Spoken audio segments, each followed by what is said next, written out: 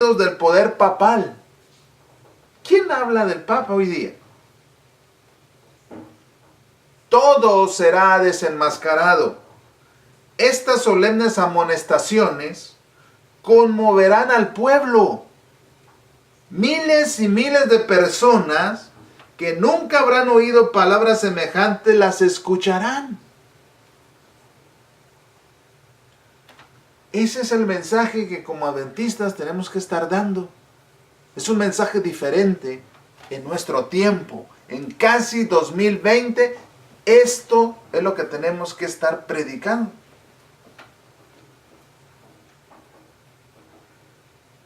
Porque Cristo viene pronto y necesitamos que la gente lo sepa y se prepare. La palabra para la segunda venida es esta, parusía. En griego, parusía. ¿Dónde aparece esa palabra? Bueno, esa palabra aparece en muchos versículos. Casi 30 veces aparece en el Nuevo Testamento. ¿Qué significa parusía? Venida, manifestación, llegada, presencia. Miren, Mateo 24:37, por ejemplo, dice: pero como los días de Noé, así será en la parusía, en la venida del Hijo del Hombre. Mateo 24:39. Y no supieron hasta que el diluvio vino y se los llevó a todos, así también será en la parusía del Hijo del Hombre. 1 Corintios 15:23. Pero cada hombre en su propio orden. Cristo las primicias. Después, los que son de Cristo en su parusía. Segunda de Tesalonicenses 2:1. Con respecto a la parusía de nuestro Señor Jesucristo y nuestra reunión con Él, os rogamos, hermanos. Son algunos ejemplos de donde aparece la parusía. Pero la Biblia en el Nuevo Testamento habla mucho de la venida de Cristo. Pero como adventistas, a veces no hablamos de eso. Y es triste porque entonces nos estamos olvidando de que Cristo viene. Como iglesia adventista del séptimo día, es una responsabilidad que tenemos muy grande de hablar de la segunda venida de Cristo. Ahora, en la Biblia, la iglesia de Cristo se presenta como una mujer, ¿verdad? Como una novia. Imagínate a una novia que dice que está muy enamorada, pero nunca habla de su novio. No dice que va a venir a visitarla. No habla de él. ¿Cómo se entendería eso? ¿Cómo se entiende que una iglesia que se llama y que lleva el nombre de la venida de Cristo no hable de la venida de Cristo? ¿Cómo se entiende eso?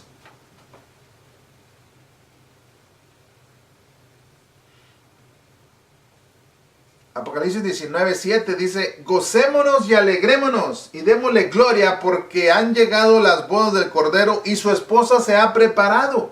Y a ella se le ha concedido que se vista de lino fino, limpio, resplandeciente, porque el lino fino es las acciones justas de los santos. Claro que la novia le debe dar gusto, debe gozarse, alegrarse. Cuando nosotros hablamos de la venida de Cristo, debemos gozarnos y alegrarnos. No debemos estar tristes, preocupados, porque la venida de Cristo viene a solucionar todos los problemas. Toda la corrupción política, la corrupción civil, las injusticias, todo el dolor, el sufrimiento, la muerte, la enfermedad, todo se resuelve con la venida de Cristo. Por eso debemos gozarnos y alegrarnos y darle gloria a Dios. Los pioneros hablaban de la segunda venida de Cristo, creyendo que iba a venir en 1844. Y en menos de 2 meses, todo el país de los Estados Unidos, sin haber internet, radio, televisión, ni medio de transporte como hay hoy, todo el país escuchó que Cristo venía. Y hoy que tenemos todos los medios de comunicación, todas las redes, los transportes, hay gente que no sabe. Aún dentro de las iglesias, mucha gente no sabe que Cristo viene. ¿Cómo se entiende eso?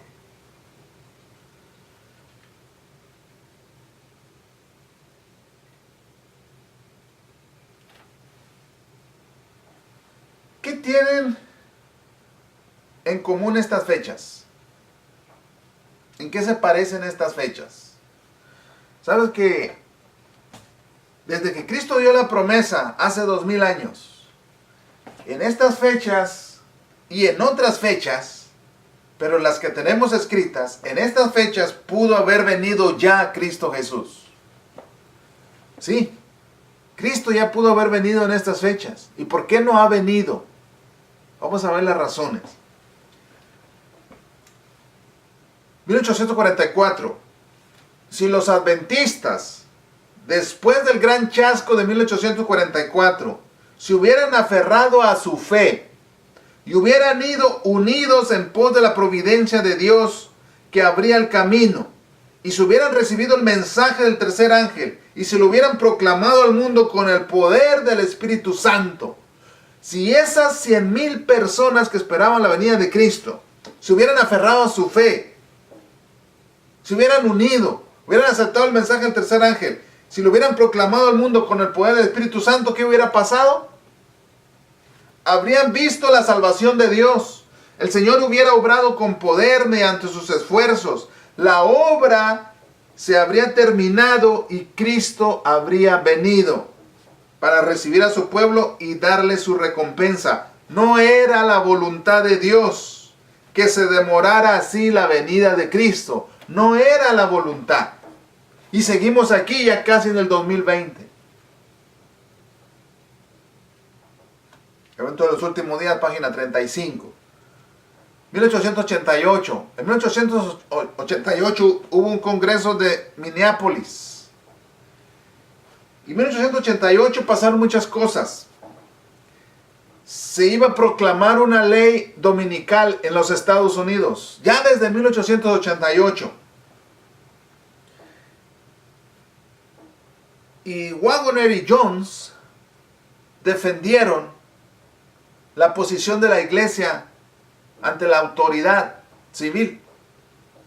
Pero estos dos hombres no solamente hicieron eso, sino que proclamaron un mensaje. El mensaje de justificación por la fe. Dice la hermana White, Mensajes Selectos, tomo 1. Varios me han escrito preguntándome si el mensaje de la justificación por la fe es el mensaje del tercer ángel. Y he contestado, es el mensaje del tercer ángel en verdad.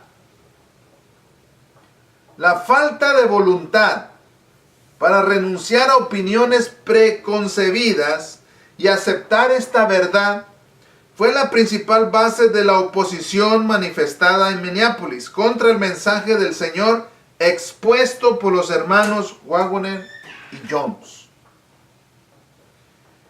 Este mensaje fue rechazado.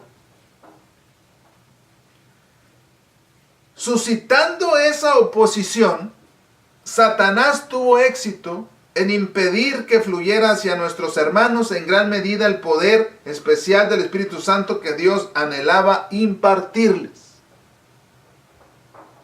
Hubo oposición al mensaje.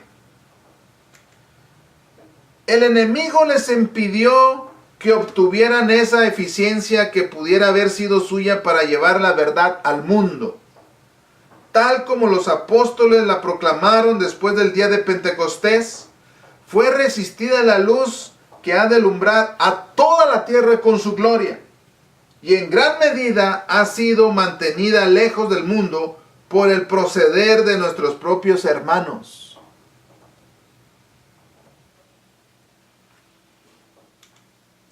Si la iglesia de Cristo hubiese hecho su obra como el Señor le ordenaba, todo el mundo habría sido ya amonestado y el Señor Jesús habría venido a nuestra tierra con poder y grande gloria. Cristo pudo haber venido si la iglesia hubiese hecho su obra, pero no la hizo. Y seguimos aquí, casi 2020, y seguimos aquí. 1901. En 1901 hubo un congreso de la Asociación General, y dice Evento de los Últimos Días, página 52, cierto día estaba escribiendo sobre la obra que podría haberse hecho en el último congreso de la Asociación General de 1901.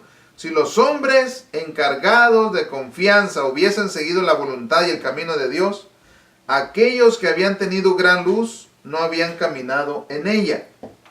La reunión terminó y no se había efectuado un cambio de actitud.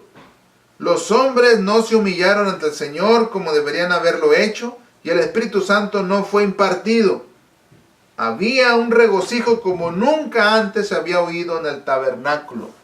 Este congreso se llevó a cabo en el tabernáculo de los 10 centavos. Llevaba ese nombre porque el pastor Jaime White motivó a las familias para que diesen 10 centavos al mes para que se pagara este santuario, esta iglesia. Hay un video que se llama Lo que pudo ser, será. Creo que así se llama. Nomás ponga usted en YouTube Lo que pudo ser, será, Elena White. Donde lo que pudo haber sido, pero no fue. Pero ahí se explica bien en el video. Se lo recomiendo para que lo vean.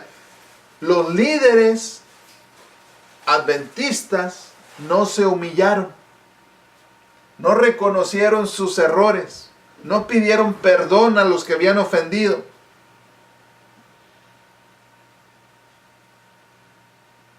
Y el Espíritu Santo no fue derramado. Si se hubieran humillado, si se hubieran arrepentido, si hubieran pedido perdón, Cristo hubiese venido. Sigue diciendo la cita. Entonces desperté de mi inconsciencia y por un rato no pude darme cuenta dónde estaba. Mi pluma estaba aún en mi mano.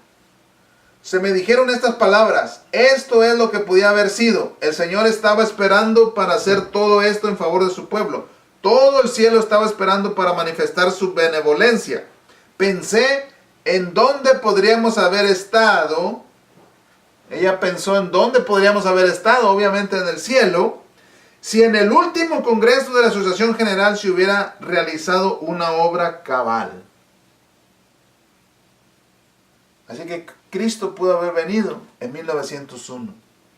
Y Cristo pudo haber venido en 1950, 1960, 1980. Cristo ya hubiera venido si su pueblo fuéramos humildes, nos humilláramos, si habláramos de su venida, si diéramos fruto para su gloria. Pero estamos aquí,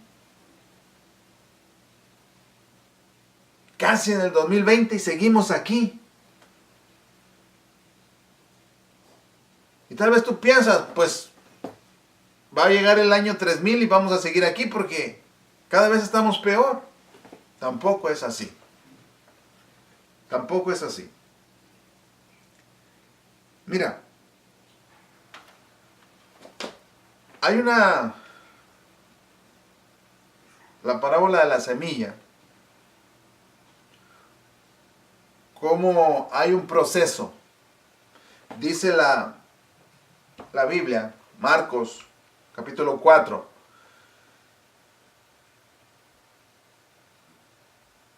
Que la parábola del crecimiento de la semilla lleva etapas. Dice el versículo 26. Decía además: así es el reino de Dios como cuando un hombre echa semilla en la tierra. Note que el Señor está comparando el reino de Dios como cuando echa el hombre la semilla en la tierra. Y duerme y se levanta de noche y de día, y la semilla brota y crece sin que él sepa cómo. El sembrador simplemente deposita la semilla en la tierra, él se duerme, se levanta, vive su vida. Él no sabe lo que está pasando, no entiende. Simplemente él cree que la semilla va a germinar, va a crecer. Porque de suyo lleva fruto la tierra. Noten, primero hierba, luego espiga, después grano lleno en la espiga. Y cuando el fruto está maduro, enseguida se mete la hoz porque la siega ha llegado. Hay un proceso. Hay medidas. Y entonces, cuando ya el trigo está maduro, cuando ha alcanzado el tope, ya entonces se corta, se cosecha. En esta vida tenemos medidas para todo. Medimos el peso, medimos la velocidad, medimos la electricidad, medimos el tiempo, medimos la distancia, medimos la presión, medimos... Todo se mide.